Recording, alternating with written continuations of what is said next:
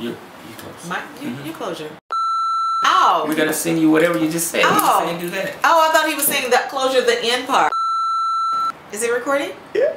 Oh, okay. What am I supposed to say?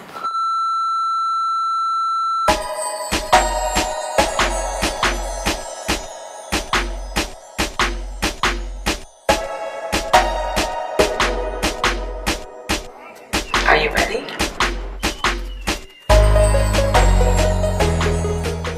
Hi, everybody. It's Roland. Coretta.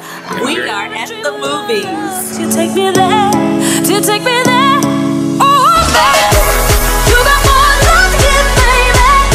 Oh, baby, oh, baby, you got more love to give, baby. Oh, baby, oh, baby, you got more love to give, baby. Oh, baby, oh, baby, you got more love to give, love to give,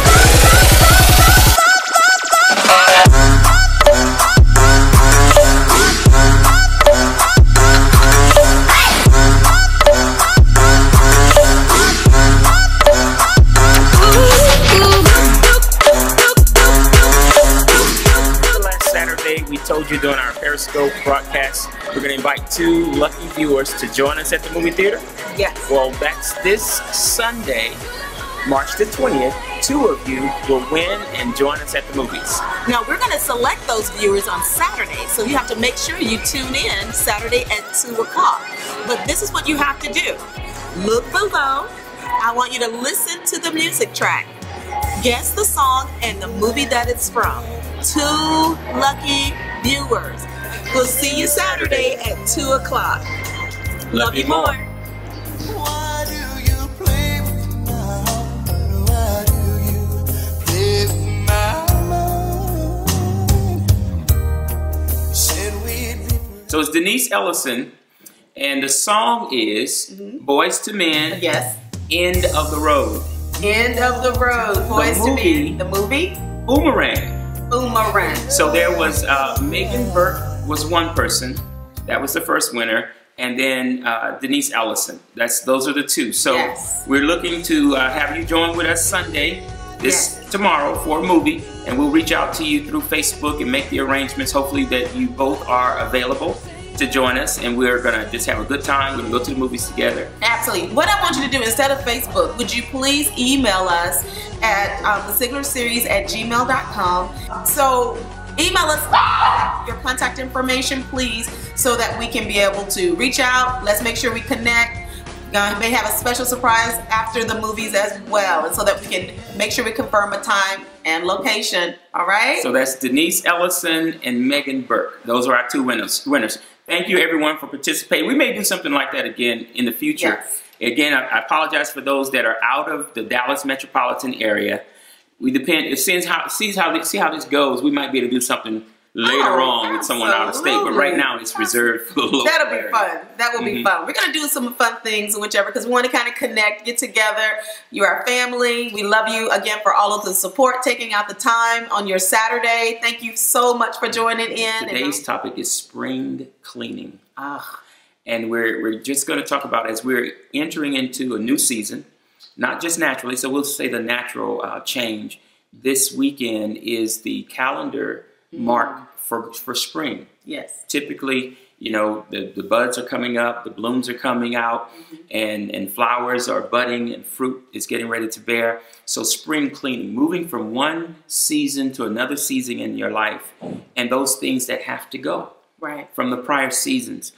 We were in winter, and we didn't have a heavy winter here in Dallas, in the Texas area. Okay, but I'm not complaining. Okay, I don't do snow, ice. I really don't. But again, we didn't have a hard winter though. But we had to put on sweaters and layered jackets and thicker garments because the temperature did drop down, and sometimes we had ice. But then when we come into the spring season, the winter garments are no longer appropriate, especially in Texas. We have some really hot weather here in Texas. So we're coming into a new season. We're having to adjust and change and put away things from the previous season. So that's naturally speaking, but we want to look at that from a practical application, even in our lives and in our walk, where we are. We've been in seasons of preparation. We've been living life, but we've been going through processes in God where He's been maturing us. Right. And even some of the things that we used to do that we made cyclic mistakes, cyclic poor choices as the seasons have progressed. Not just aging, because sometimes age is not synonymous or equal with maturity. Right. It's not. But we've had to change, and we've had to adjust, and we've had to grow and grow up in the things of God. So we're going to start laying that foundation today, and with the hopes of encouraging others that are tuning in today. Yes. Is it tuning in good? We're good. Scoping in. Scoping in. Scoping in. Dialing. Yes. I like dialing in.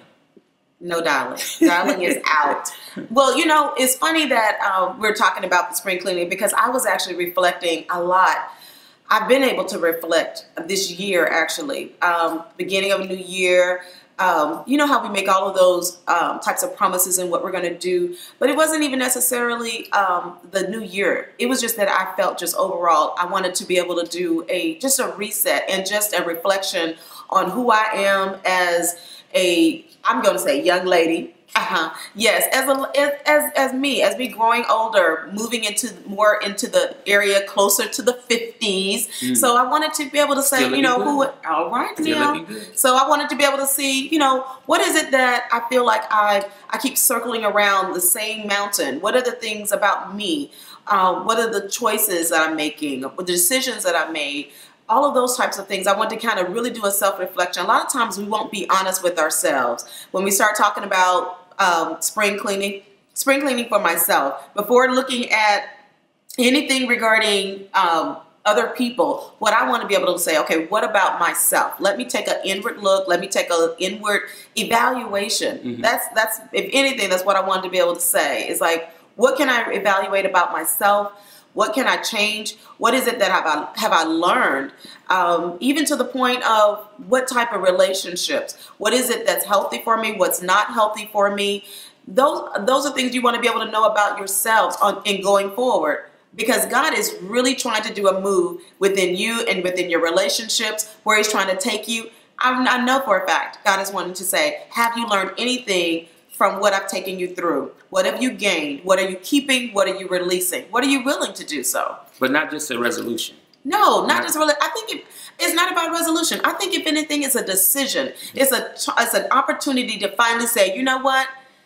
This is what's happening in my life. I got to be real with it. What changes have I got to make, period? Whether that comes from I need to get out of a stagnant job position. Do I need to move out of a stagnant relationship? Do I feel like I'm working harder in relationships? Do I feel like relationships are never going to be 50-50. Sometimes it's going to be 10 and 90. Sometimes it's going to be 20 and 80.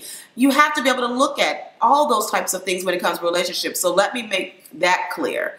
But you want either way, you feel like there's growth. You want to find out what's not growing in my life, what's not motivational, meaning on both ends. Am I motivating to them and vice versa? And so in keeping with that, so spring cleaning, taking an assessment, an internal assessment to see what is it that I'm to keep, hold on to, and what I'm to get rid of. Right. And so when we're looking not just at our marriage, we're looking at that, but we're looking at our individual lives, our way of thinking. And as you were talking, I was thinking about what is it that I can see a negative cycle, a negative cycle of belief or thinking or internal response, if I'm being honest with myself. When a certain situation occurs, and it's not a new situation, it's happened before, what is my response to it that's negative, that's not forward moving, that's not benefiting me or us? What is that? And I'm thinking in that regard. And I want to clean those things out. Right. What do we say? We do all of that out of what our filter is. And our filter are our experiences. You tend to wonder, why do I always respond a certain way? Or why do I immediately want to take a negative stance or unpositive or unhealthy response to something? We have to end up saying, you know what? If something happened, whether it's last month, last year, am I really going to bring that into my now? What is it if I don't like how it makes me feel, or if I feel that I'm always alone, or I feel like no one ever understands me, or if I feel like I'm always being misunderstood? Let me kind of back up a little bit. If it is, what is the common denominator with that? Is it really me? Will we ever just take the time to say, could it possibly be me? Am I really looking at that? Am I really able to forgive certain things? Am I really able to move forward in my life? That's what the things I want to be able to ask for myself, because circumstances, situations can turn you bitter. And as our spiritual mother would always say, the circumstances and situations you go through are never to make you bitter, but they're to make you better. Better. Better. It was interesting when you were saying that cycle thing, and the relationships kept coming to mind. We talk to a lot of people, do a lot of counseling in relationships, and when I see a pattern with an individual, perhaps this is their third or fourth relationship. Yeah. And I say to them, just as you said, what's the common factor in that? You are. And if you look at those individuals that you've been with, you've chosen a certain type of person, right, or a certain type of behavior that person inevitably will exhibit. So it's not even that person, it's you. It's me. And so I had a real struggle coming into this new year with the traditions that we do in going into a place of fasting and prayer and saying we're looking for a word from God. Right. I rebutted against that this year because I didn't want that. I didn't want a word from God. I want my relationship with God to be consistent, not just a one word after a Daniel's fast. And it was tradition. We've made that out of a tradition. So I've been assessing and reassessing. And where are we today? Where are we set to move into that thing that you've prepared for us? Right. We've come through some training. We've come through some experiences. We've come through a lot of losses. Yes. A lot of losses and a lot of gains. Yes. But where are we right now? Just assessing us. Yeah. You know, one thing I wanted to say was the first assessment that I think for me that I had to do was assessing first my relationship with God. Where is my relationship there? Where does it lie? Meaning, to a point, do I have a continuous? Is it consistent? Is it strong? Is it fire hot? Do I consistently make time? Those are things that are important. If you look at where your relationship is with God, that can kind of tell you and be actually a thermometer or an evaluation on where you are with your relationship with others. I promise you, if you just take a moment, just kind of look, okay, let me evaluate my relationship, how I spend my time, how my commitment is. That would even give you an understanding, well, where my commitment is as far as with my loved one, where my relationship is, where it comes to my relationship with my man, my woman, my lady, my relationship with my friends, my relationship with my co-workers. Look at it. Just evaluate. Just try the test. And let me tell you, because if you come to God, you feel like you're always in this needy mode. I need. Never really approving, not necessarily honoring God. Look at, is that what you do in your other relationships? Or if it feels as though you're always having to control God, is that what you try to do as far as in your relationships? Look at that. Do a self-reflection on that. That's the first line. Your foundational is your relationship with God. You cannot do anything outside, whether it's professionally or personal. You first have to evaluate that. And you have to be honest with it. Am I sacrificial as far as with my time? Or is it all selfish? Is it all about me? Look at certain things. Reflect on that. If you first look at your relationship, then see, does it not mirror with what's kind of going on with your other relationships? Take a look at it. I want to interject in there because when you were saying that, I've gone through seasons in my life that in my heart, if I were honest, I had an attitude negative. Because an attitude is just a position. It's a position. It could be positive or negative. But I had a negative attitude towards God because of the plight, because of the journey, because of the experiences. Now, people may not admit that. And I didn't verbalize it. But in my heart, you can say it was getting hard. But inside of me, I was having some issues because I didn't understand. When I look at others, as I'm looking at them, not judging them, but if I assess them, what I see, I don't see them trying to live for God. I don't see them trying to do the things according to the word. And it looked like they're prospering. It looked like they're happy. It looks like they're not going through stuff. And here I am with a commitment to Him. And it seems like I'm living in hell. Not going through it. Living in it. Pitched the tent, built the house. Every time you turn around, it was something else. And so after a while, it started affecting my heart towards God. I didn't want it to be that way, but it really affected me. And what I've come to and am coming to understand, it was the journey of God, the purpose of God, to bring me to that relational place with him. Right. Because he's never changed in his love towards me. No, not at all. The things that he said about me beforehand, he said those before any of that stuff happened in my life. But I thought if he loved me, he wouldn't allow any of that stuff to occur. And I can get that because I know even for myself was a point of stating, I'll just say this, a temper tantrum. That's as clear as everybody knows. Kids can have temper tantrums as though that your parent is moved by it. I know our kids used to have temper tantrums. Something's like, you need to just get on up because we're not changing our decision. And that's what I feel as far as God. God has already made a decision, but we're going to have a temper tantrum, or I had a temper tantrum. I'll even get more personal with it. I just actually finished a phase of school last year. And one of the things and one of my requests is, though, you know, God is so God and awesome, and he knows the perfect timing. He really, really does. He knows what we need, when we need it, and how we need it. We really do. That's not just a coin saying. I was actually scheduled to be able to graduate in May, which I did. And I know that my mother was going through an illness, and I know that she was on hospice. Very, very personal. Outside of that, I had made my request known unto God. I'd made my request stating, would you please allow my mother to stay here on this earthly realm, on the earth, until I graduate? Because I wanted her to physically be here while I went through that process. And he took her actually 4 months early. I was devastated. I was bitter. I was frustrated. I started pulling myself away. It's things that we will do. It's what we filter, and it will change our position with a lot of things, thinking it's not going to hurt God whatsoever. He's trying to teach me something. He's trying to show me something, but I wasn't willing and open to at that time. But I had to be honest with that. So a lot of times we will ask God a certain thing. We will make a request, and when that doesn't come through, we treat him as though he is a man on this earth, or that he's on the same level, and be frustrated. That's where it was for me. I was so frustrated. I was disappointed. If anything, my heart was hurt. But he gave me a more of an understanding.